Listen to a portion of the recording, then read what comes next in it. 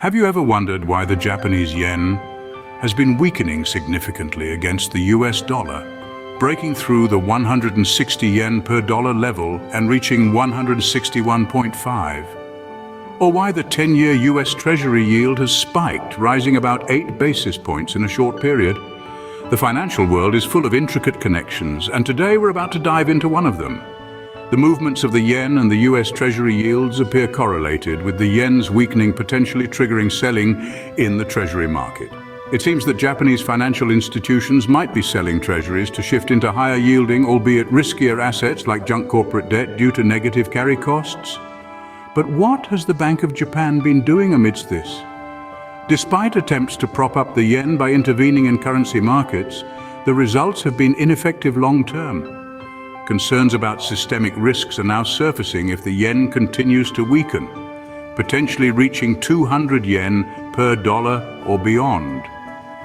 This leads us to a self-reinforcing cycle. A weakening yen increases inflation pressures in Japan. This then leads the Bank of Japan to consider rate hikes. But rate hikes cause selling in Japanese government bonds. Consequently, Japanese firms seek more US dollar assets, which further weakens the yen. But the situation doesn't stop there. It is further compounded by weakness in the global economy, especially in North Asia. There are growing risks in the collateralized loan obligation or CLO market, where Japanese banks have been investing to seek higher yields. Now imagine a US recession in this mix. It could severely impact these investments and potentially trigger a broader financial crisis. To summarize, the financial situation we're observing is fluid and complex, with multiple interconnected factors at play in the global financial system.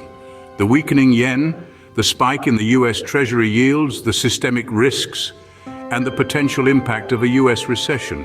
All these elements form a story that is still unfolding. It's a story that we all need to pay attention to, as it could shape the financial landscape in the years to come.